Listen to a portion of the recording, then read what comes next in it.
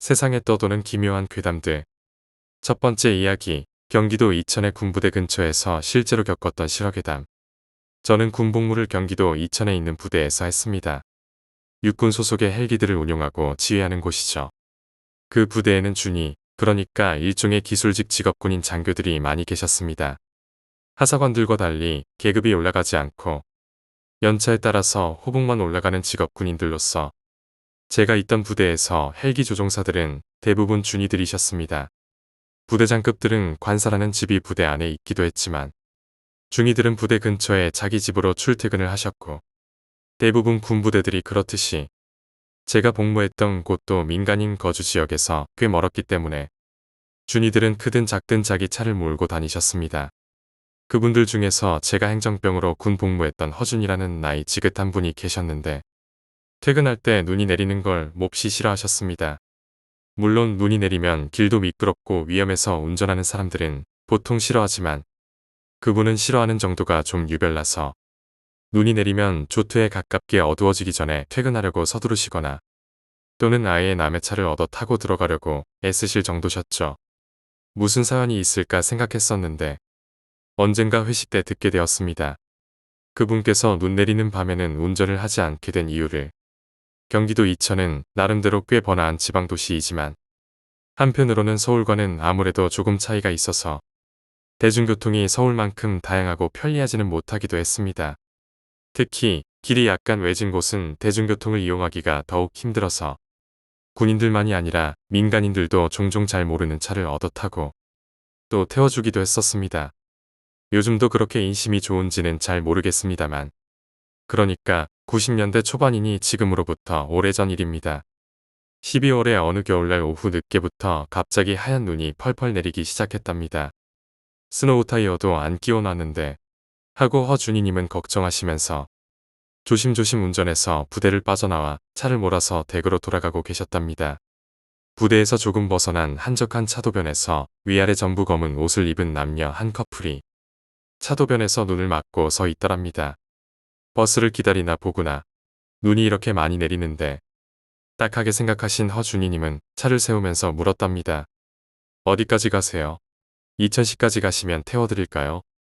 젊어 보이는 남자와 여자는 반가운 얼굴로 고개를 끄덕이며 뒷좌석 문을 열고 준이님의 차 뒷자리에 앉았답니다.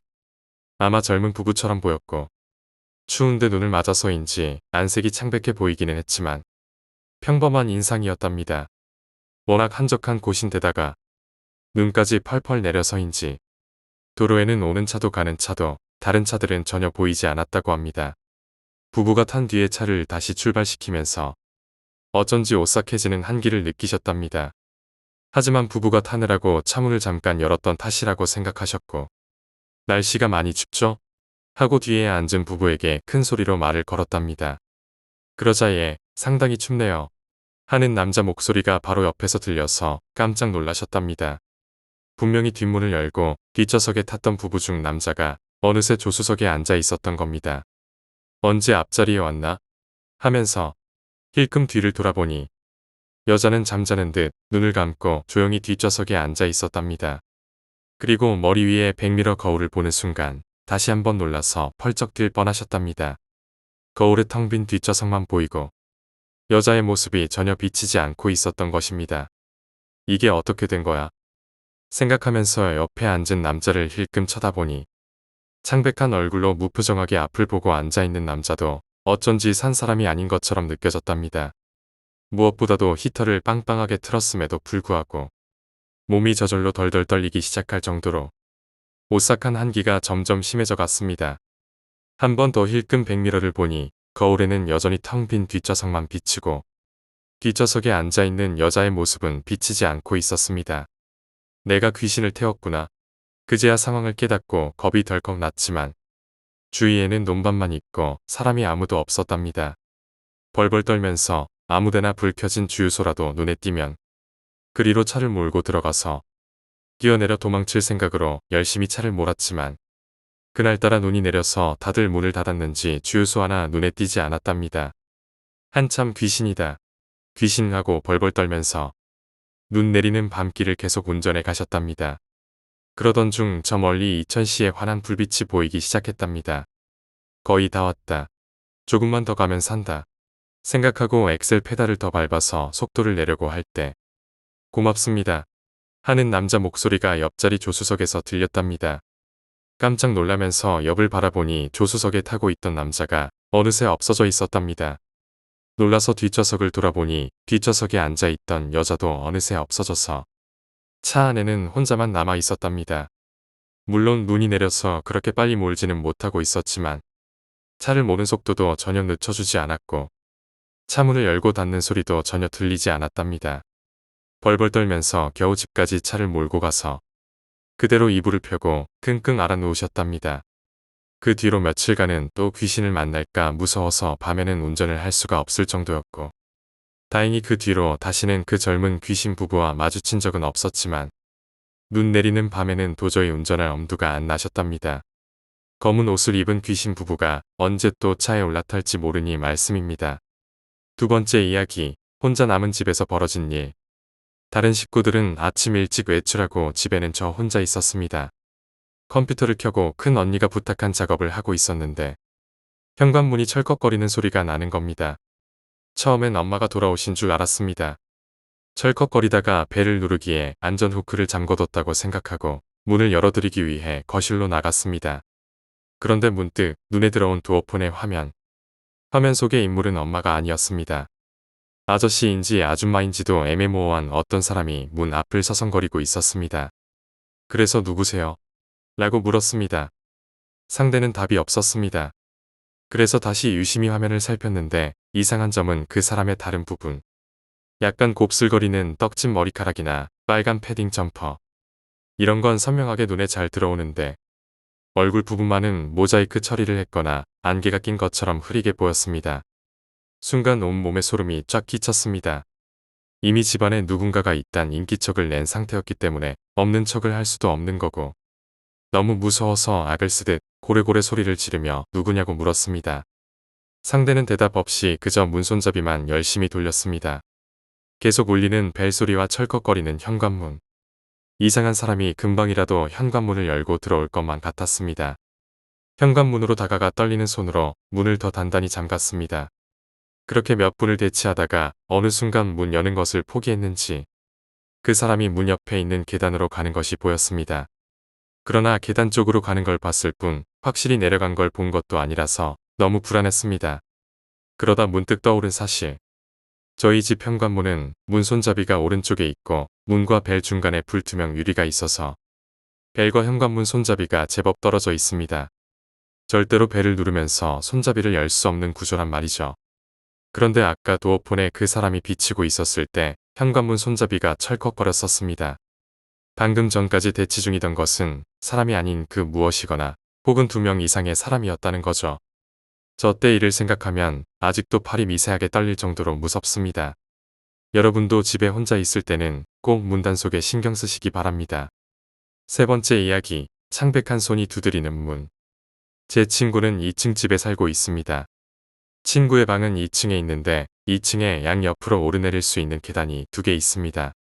친구의 방에도 문이 2개 있어 어느 계단으로나 자유롭게 다닐 수 있습니다.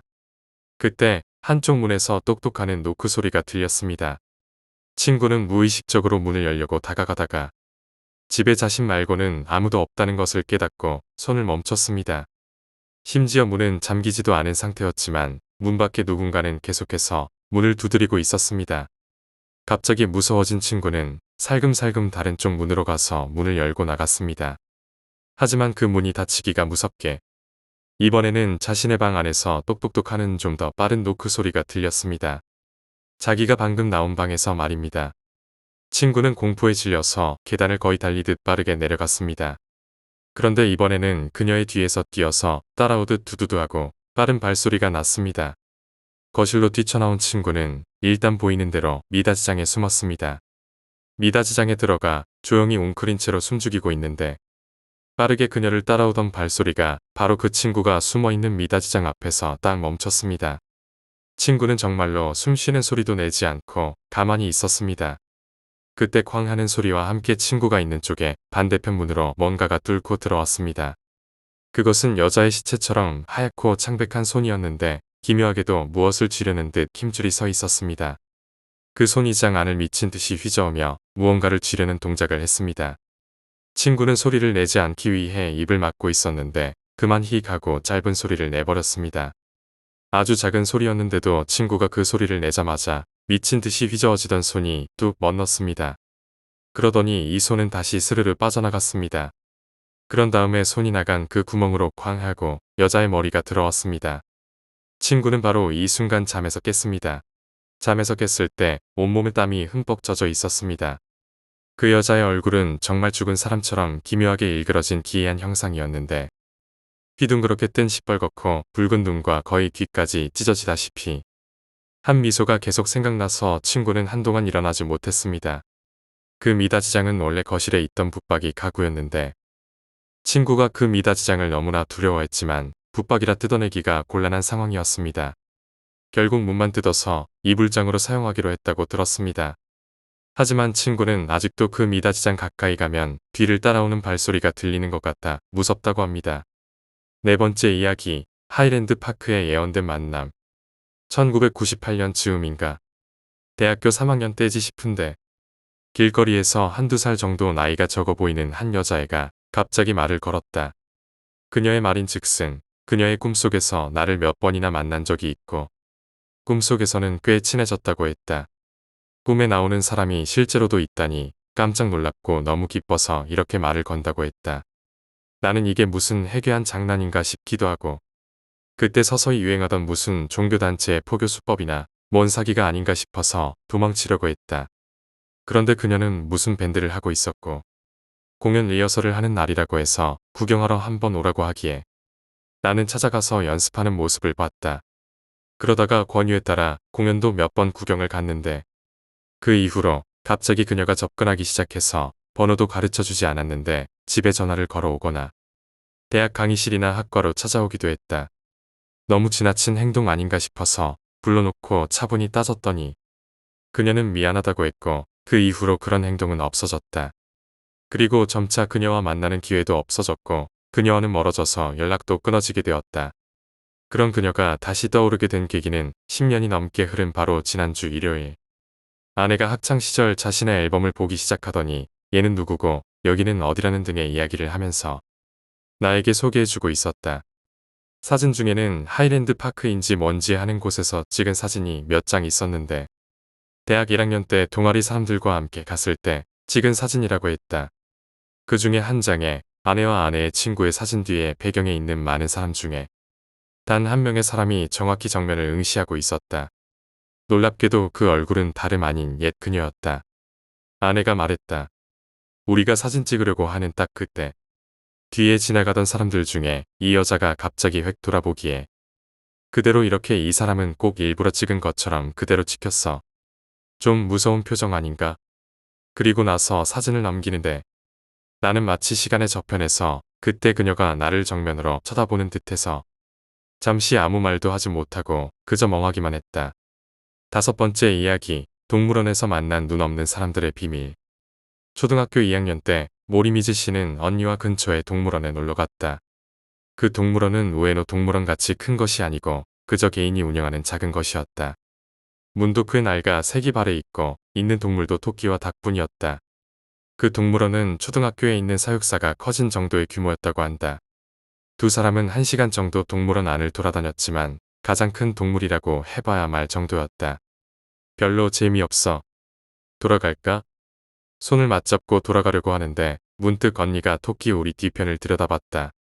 저기 봐, 저쪽에도 우리가 있는 것 같아. 언니가 가리킨 쪽을 바라보니 확실히 길이 계속 이어져 있었다. 다만 산길을 조금 넓힌 정도의 포장도 되지 않은 좁은 길이었다. 모리미즈 씨는 낮은데도 어둑어둑한 그 길이 조금 무서웠지만 언니가 두근두근 한다고 손을 잡아당겨서 돌아가자고 말할 수도 없었다. 자매가 함께 손을 잡고 거친 길을 나아가자 바스락거리는 소리가 들려왔다. 마른 입 위에서 날뛰고 있는 것 같은 소리였다. 여기까지 오자 언니도 무서워진 것인지 손을 쥐는 힘이 강해진다.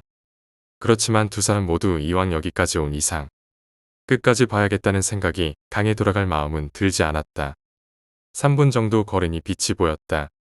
우리가 있었다. 우리 안에는 알몸의 여자가 웅크리고 있었다. 우리는 모두 5개였다. 다른 우리에는 초등학생 정도의 사내 아이, 아주머니, 남자, 할머니가 들어 있었다. 모두 알몸인데다 모두 입에 재갈이 물려 있었다. 모리미즈 씨가 겁에 질려 비명을 지르자 5명이 일제히 두 사람을 봤다. 5명의 눈은 검었다. 양 눈이 도려내져 있었던 것이다. 5명이 일제히 웃기 시작한 동시에 두 사람은 온기를 미친 듯이 달려 도망쳤다. 다행히도 도망치는 동안 누구도 마주치지 않았다. 두 사람은 겪은 일을 모두 부모님께 이야기했고 경찰이 출동했다. 하지만 우리에 갇혀있던 5명은 찾지 못했다.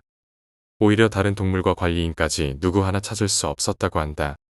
아마 그것은 이상한 취미를 가진 이를 위한 동물원이었을 것이다. 모리미즈 씨는 지금도 그렇게 생각하고 있다. 6번째 이야기, 서바이벌 게임 중 강변의 공포 경험. 나는 살면서 딱 한 번 정말 무서웠던 일을 겪은 적이 있다. 5년 전 7월의 여름밤이었다. 당시 나는 서바이벌 게임에 빠져 있었다. 여름철에는 워낙 덥다 보니 경기는 언제나 밤에 이루어졌다. 그날 역시 주말이라 강가에 수십 명이 모여 경기를 하고 있었다. 시계를 본 기억에 따르면 아마 새벽 1시 조금 전이었던 것 같다. 몇 번째인지 기억도 안 나는 게임에서 나는 우리 진지의 깃발을 지키는 역할을 맡아 후방수 풀에 몸을 숨기고 매복하고 있었다. 이번에는 우리 팀이 승기를 잡았는지 저 멀리 적진지 깊은 곳에서 에어건의 총성이 들려온다. 주변에는 인기척이라고는 전혀 없었다. 완전히 한가한 상황이었지만 혹시 뒤로 돌아 기습해오는 적이 있을지 몰라. 나는 긴장을 늦추지 않았다. 강변이기 때문에 달빛 이외에는 조명도 없고 주변은 정말로 코를 베어가도 모를 정도로 어두웠다. 천천히 목을 돌리며 근처를 경계하고 있는데 50m 정도 앞에 나무에서 사람의 상반신이 나와 있는 것이 보였다. 흰 반팔 옷을 입고 어깨 정도까지 머리를 기른 여자가 내 쪽을 보고 있었다. 에어건은 물론 장난감의 부류지만 나름대로 위력이 있어서 얼굴이나 눈에 맞게 되면 큰 부상을 입게 된다. 그렇기 때문에 게임 도중 외부인이 있다는 것을 알게 되면 곧바로 게임을 중단하는 것이 규칙이었다. 나는 곧바로 큰 소리로 사람이 있습니다. 중지해주세요. 전선 근처에서도 중지하래 라고 크게 외치는 소리가 들려왔다. 나는 그 사람에게 사과하기 위해 달려갔다. 여자는 가만히 나를 보고 있었다. 미안합니다. 라고 이야기하려는 순간 여자는 쓱 움직이더니 숲속으로 사라져 버렸다. 나는 겁을 먹고 도망친 것이라고 생각했다. 뭐가 어찌되었건 나는 위장 크림으로 얼굴을 검기칠하고 있었고 장난감이라고는 해도 총을 가지고 있었으니까 그 사람을 쫓아 숲속으로 들어갔지만 라이트를 켜고 찾아도 도저히 보이지가 않았다. 그 와중에 다른 멤버들도 다가왔다. 내가 사정을 설명하자 모두 함께 10분가량 여자를 찾았다. 하지만 그녀의 모습은 어디에도 보이지 않았다. 숲속을 샅샅이 뒤졌는데도 불구하고 말이다. 나는 점점 내가 본 것이 무서워졌다. 어째서 새벽 1시가 넘었는데 여자가 이런 숲속을 걷고 있는 것일까? 애초에 내가 그 사람을 본 곳에 오기 위해서는 한참 게임이 펼쳐지고 있는 전장을 거쳐서 와야만 했다. 그 와중에 그 여자의 존재를 아무도 알아차리지 못했을 리가 없었다. 하지만 아무리 찾아도 그 여자의 모습은 찾을 수 없었다. 결국 내가 오인한 것으로 결론이 내려지고 게임은 재개되었다. 나는 다시 진지 방어를 하게 되었다. 이번에는 좌우에서 포위해오는 적이 승기를 잡아 시작한 지 10분 정도 지나자 총성이 꽤 가까운 곳까지 들려왔다. 나는 지면에 엎드린 채 총을 꽉 잡고 언제라도 공격할 수 있도록 방아쇠에 손을 올리고 조준경에 눈을 맞췄다. 그런데 어째서인지 시선이 느껴진다. 기분 탓이라고 넘기기 어려울 정도로 강한 느낌이었다. 나는 목을 천천히 들어 눈만 움직여 왼쪽을 바라보았다. 칠흑 같은 어둠 속 3m 정도 앞에 여자의 목이 있다. 아까 전 그 여자다. 흰 피부에 보통 사람은 따라하기도 힘들 정도로 입을 벌리고 웃고 있다. 목소리는 들리지 않았지만 얼굴을 실룩대며 웃고 있었다. 그렇게 나를 가만히 보고 있었다. 목은 마치 잔망경처럼 지면 위를 슥슥 움직여 내 정면으로 천천히 다가왔다. 나는 완전히 패닉에 빠져 그대로 움직이지도 못하고 있었다. 비명조차 지르지 못하고 나는 30초가량 그 여자와 얼굴을 맞대고 있었다. 여자의 얼굴이 내 얼굴 50cm 앞까지 다가왔을 때 비로소 나는 몸을 일으킬 수 있었다. 하지만 다리에 힘이 들어가지 않는다. 나는 그대로 엉덩방아를 찍고 그 얼굴을 에어건으로 공격했다. 그러자 여자의 얼굴은 굉장히 무서운 얼굴로 변해 나를 째려보고 사라졌다. 그 꼴을 겪고 나자 도저히 게임 따위는 할 수가 없었다. 나는 몸이 안 좋다는 핑계를 대고 휴게소에서 혼자 라디오를 켜고 가만히 앉아 있었다. 다들 재미있게 놀고 있는데 찬물을 끼얹으면 안 되겠다 싶어 내가 본 것은 누구에게도 말하지 않았다. 이튿날 아침 다들 헤어지고 집으로 돌아가는 길에 나는 차에 태워진 친구에게 내가 본 것을 얘기했다. 그러자 그 친구는 깜짝 놀라며 물었다. 너도 봤어? 그 녀석은 에어건에 붙인 스코프를 들여다볼 때마다 그 안 가득 여자의 얼굴이 보였다는 것이었다. 그 이후에는 그 강변에서는 도저히 서바이벌 게임을 할 수가 없다. 7번째 이야기, 구석진 집에서 벌어진 기이한 사건. 지금은 졸업했지만 고등학교 동아리 선배 중 아직도 친하게 지내는 선배가 있습니다. 그런데 이 선배가 유독 능력이나 이런 게 있는 것도 아닌데 집에서 귀신을 자주 본다고 하더라고요. 문제는 선배 혼자서 보는 게 아니라 가족들이 전부 번갈아가며 목격한다는 거죠. 그중 가장 소름 돋았던 경험 한번 풀어볼게요. 선배의 집이 좀 구석진 곳에 있는 데다가 급 커브길 옆이라 사고도 자주 나고 가끔 귀신을 보긴 하지만 크게 문제 있었던 적이 없었던 터라 그냥저냥 집에서 쭉 지냈습니다. 그러다 하루는 가족들이 모두 외출을 나가고 선배 혼자 집에 있던 날이었습니다. 평소엔 탈 없이 잘 지내니까 혼자 방에 앉아서 컴퓨터를 하고 있는데 갑자기 이상한 소리와 함께 시선이 느껴지더니 한기가 돌더랍니다. 하지만 귀신 나오는 집에서만 10년이 넘게 산 선배라서 이럴 땐 무시하는 게 최고야. 라고 생각하며 아무렇지도 않게 자리를 옮겨서 안방으로 건너가서는 큰 소리로 TV를 보기 시작했습니다. 그런데 그날따라 좀처럼 사그라들지 않는 소리와 시선. 급 무서워진 선배는 집 전화를 들어서 어머니께 전화를 했지만 통화 연결음이 계속 나오고 심지어 통화 연결 실패 안내 멘트도 안 나왔다고 하더군요. 몇 번이나 통화 연결을 재시도했지만 결국 어머니는 전화 연결이 안 되고 선배는 절대 시선을 돌리지 않기로 생각하고 눈을 TV에 고정했다고 해요. 근데 뭔가 딱딱하는 부딪히는 소리 같은 게 조금씩 가까워지더니 왼쪽 귀에서 바람 부는 듯한 사람 숨소리와 함께 딱 한마디 들리더랍니다. 언니, 나 보이지? 그래서 그 길로 집 뛰쳐나와서 근처 만화방에 있다가 어머니가 들어오시는 걸 보고 같이 들어갔더랍니다. 근데 더 소름인 건 휴대폰에 부재중 통화 기록이 없더란 거죠. 선배는 아직도 그 집에 살고 있습니다. 8번째 이야기, 붉은 방과 귀신. 제 동생은 가위에 굉장히 자주 눌리는 편입니다. 제 동생 이야기를 한번 들려드릴게요. 제 동생은 가위에 걸리는 순간 모든 게 안 움직여도 실로는 떠진다고 합니다. 그리고 이상한 소리가 시작된다고 하더군요. 목소리라기보단 절규에 가까운 여자 소리인데 꼭 새밥 그릇을 숟가락이나 젓가락으로 막 긁어대는 소리 같다고 합니다. 그런 류의 음색으로 소리가 들리기 시작한다고 합니다. 이런 소리가 가위가 끝날 때까지 들리는데 귀를 틀어막고 싶은데 몸은 안 움직여서 미치겠더래요. 근데 더 소름 끼치는 건 이 정도의 음량으로 사람 귀를 찢어놓는데 또 나긋나긋한 목소리가 하나 더 들려온대요. 상식적으로 생각해봐요. 음악을 엄청나게 틀어놓는데 옆에 사람 목소리가 들릴까요? 그런데 들린다는 거예요.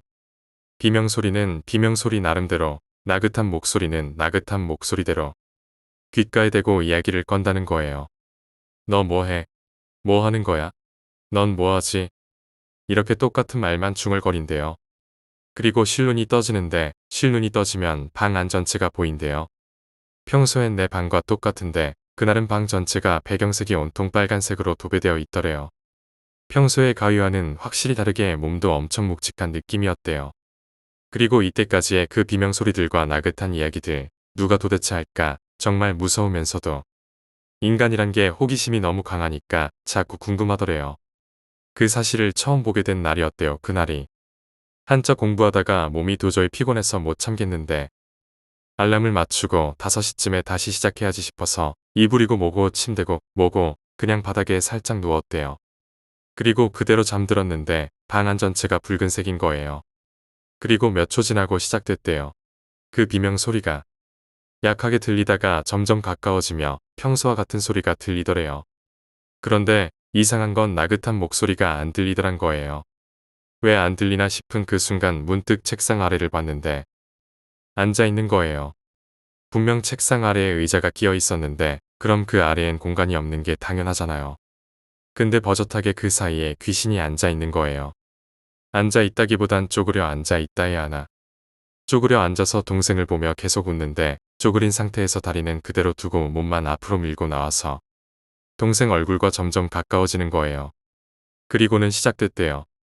그 귀신의 생김새는 머리는 엄청 긴데 머리카락 사이의 눈만큼은 엄청나게 빨갰대요. 그리고 귀에 대고 이야기했대요. 더 무서운 건 아직도 그 귀신은 내 동생을 가끔 괴롭힌다고 하더라고요. 9번째 이야기, 의문의 상자와 할아버지. 세공상자 할아버지가 몫으로 일할 무렵 무슨 세공상자를 만들어 달라고 의뢰하러 온 사람이 있었다. 하지만 할아버지는 경로하며 거부했다. 그런 걸 받아줄까 보냐. 아직 시집도 안 간 손녀가 둘이나 있단 말이다. 의뢰인은 50대 남자 둘이었는데 작은 보자기에 무언가를 싸서 들고 왔다. 내가 차를 들고 가자. 방 앞에서 할아버지가 내 목덜미를 잡고 마당으로 밀어냈다. 들어오면 안 된다. 어서 나가. 의뢰인이 돌아갈 때 보자기 안에서 아이 웃음소리가 났다.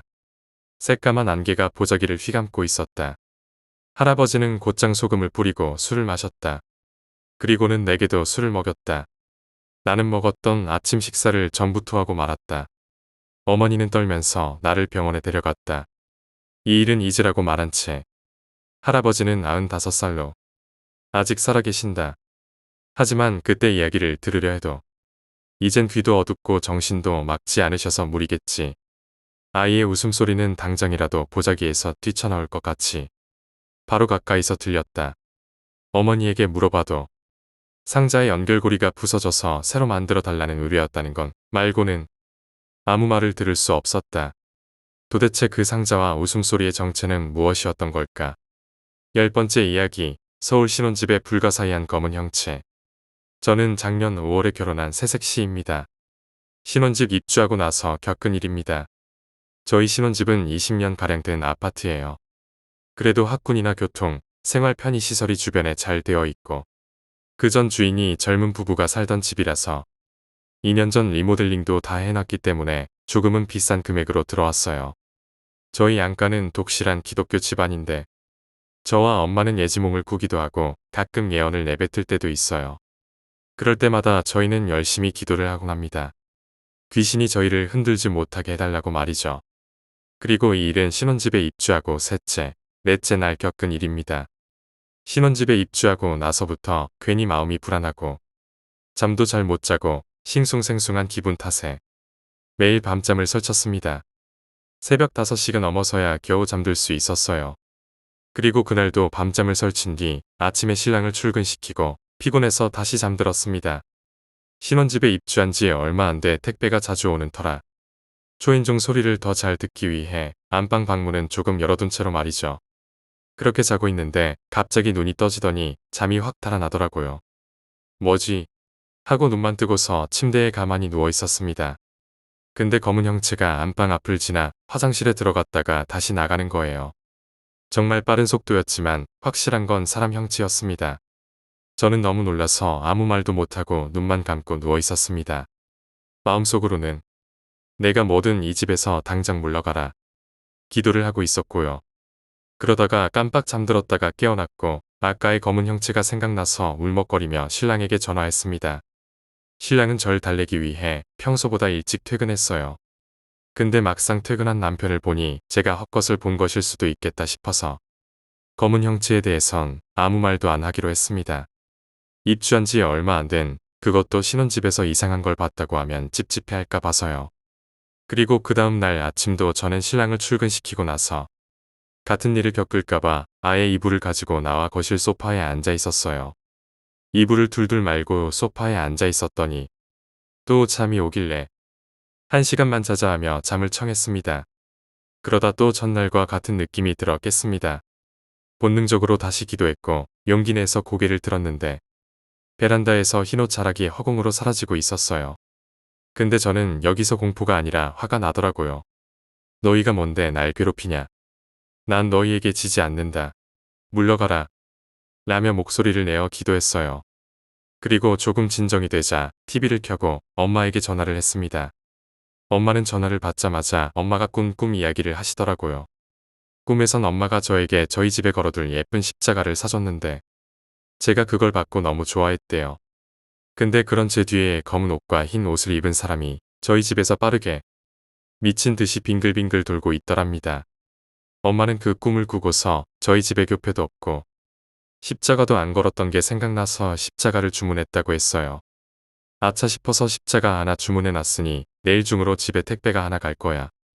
제가 엄마 이야기를 듣고 너무 놀라서 이틀 동안 있었던 일을 이야기했더니 기도하면서 중심 잃지 말라고 하셨어요.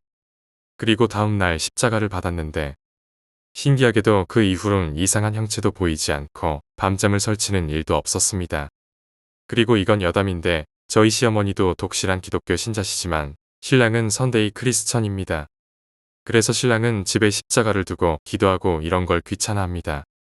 근데 신랑이 어찌된 일인지 엄마가 보내준 십자가를 보자마자 거실 TV 바로 옆에 세워두고는 여기다 놔야 잘 보인다며 꼭 여기다가 두자고 하는 거예요. 무슨 일이 있었는지는 물어보지 않았지만 항상 저보다 일찍 일어나는 신랑이 무언가를 마주쳤을 수도 있을 것 같더라고요.